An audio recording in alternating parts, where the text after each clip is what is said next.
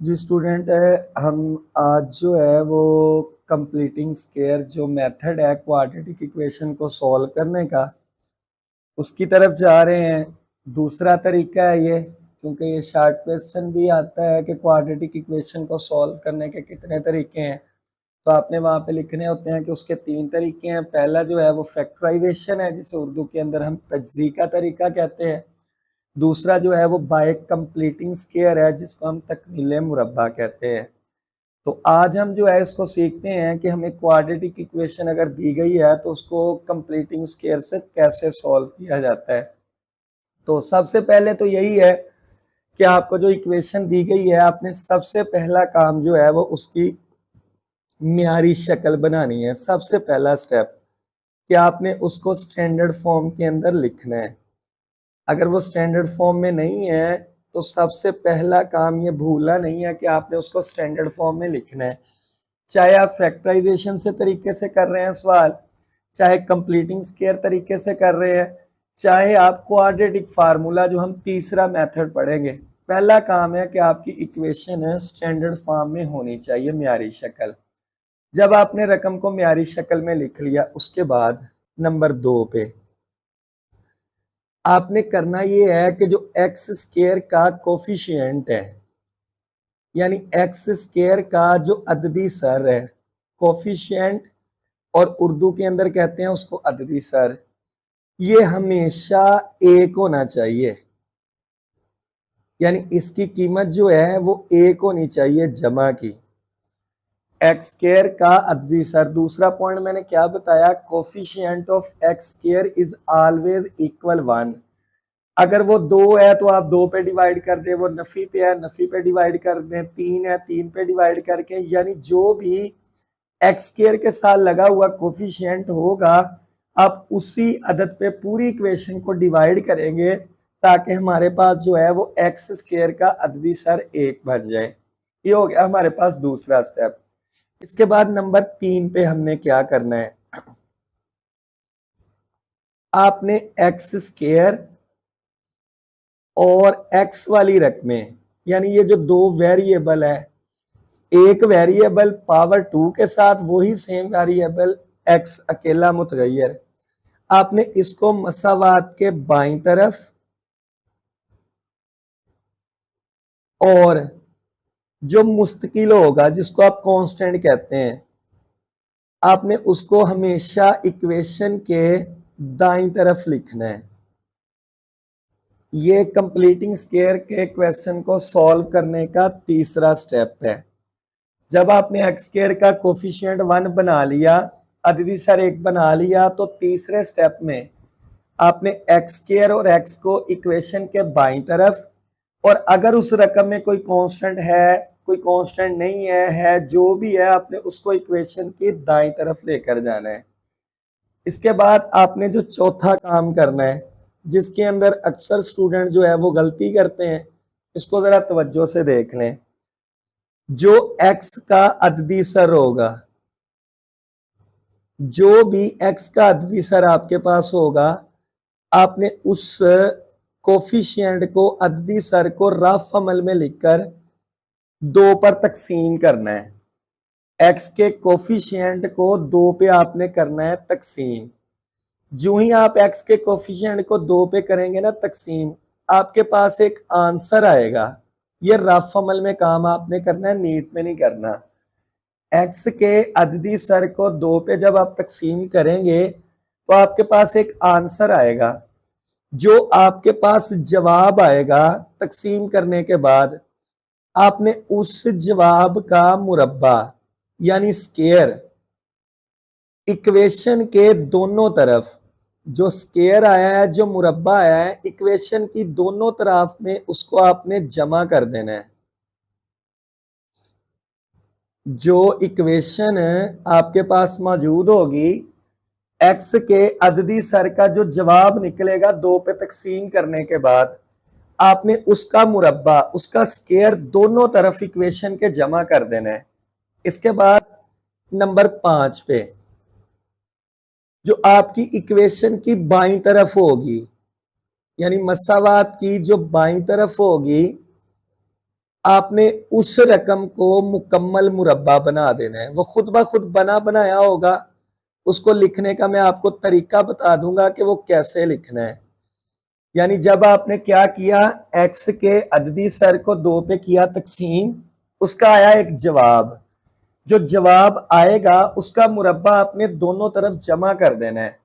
जो ही आप जमा करेंगे, आपकी इक्वेशन की बाईं तरफ वाली रकम एक किसी रकम का कंप्लीट स्क्वायर बन जाएगी।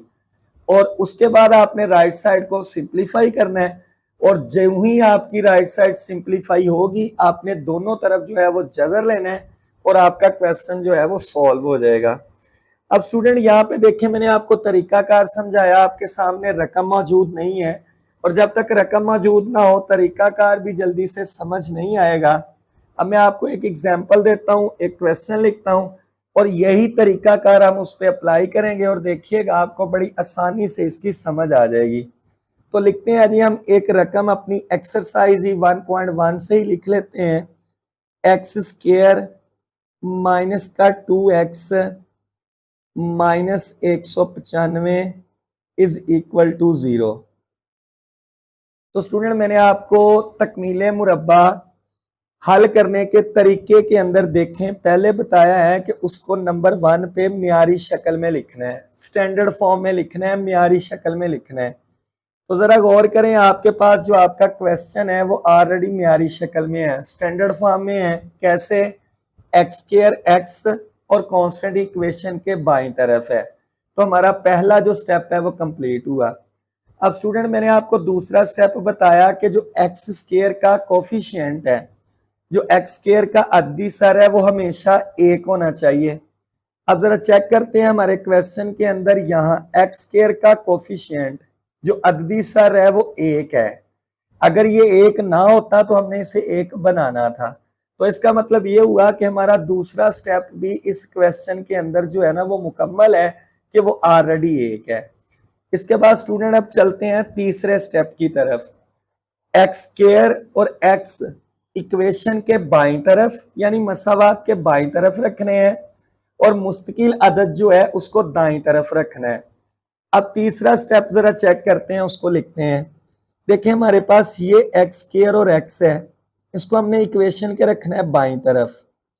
तो इसको मैं लिख देता हूं एक्स स्क्वायर माइनस का 2x इक्वल, ये हमारे पास कांस्टेंट है, हमने इस इक्वेशन के दूसरी तरफ लेके जाना है, तो ये उधर जाके जमा का हो जाएगा।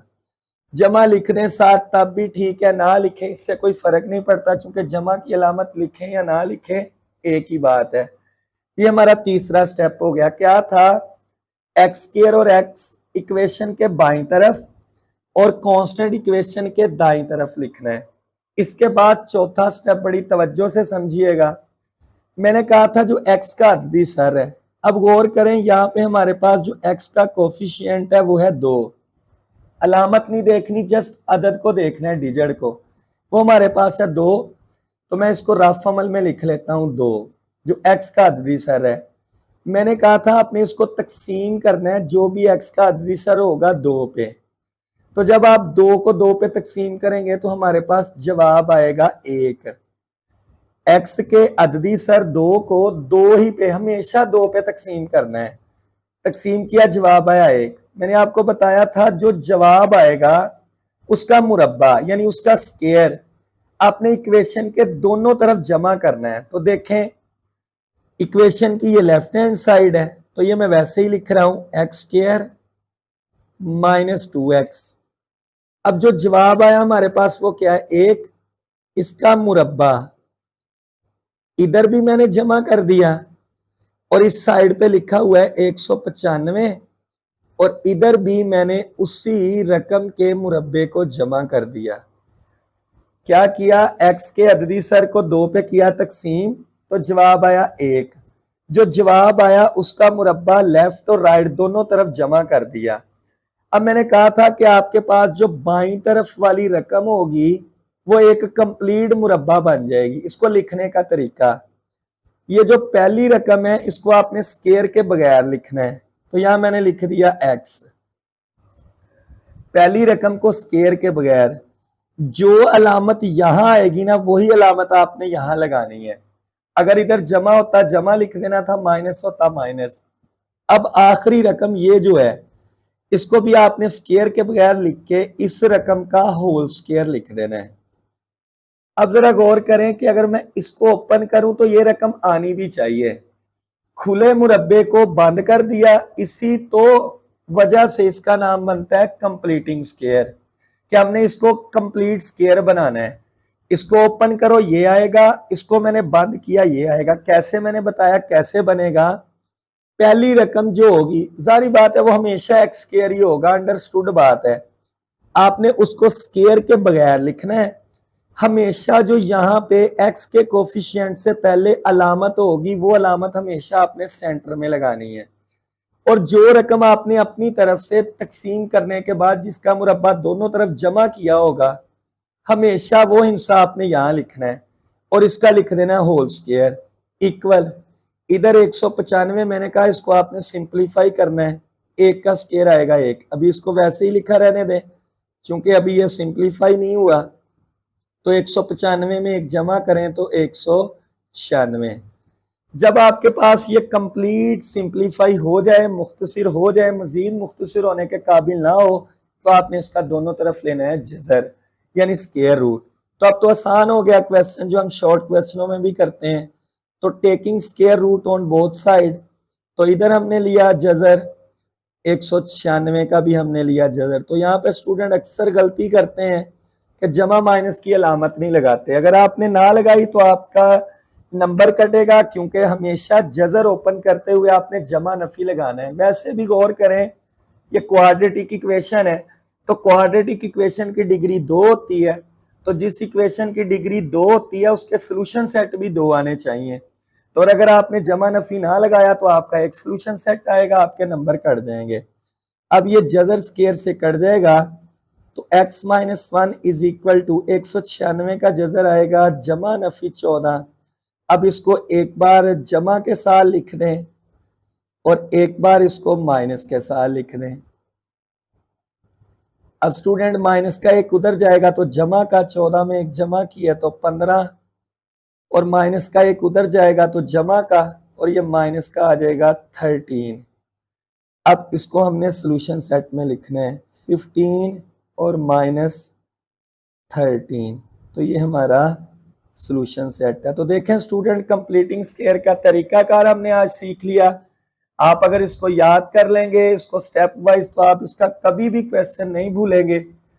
तो अच्छे तरीके से इसको आपने तैयार करना है ताकि हम तकमील मुरब्बा के क्वेश्चन जो है वो सॉल्व कर सकें।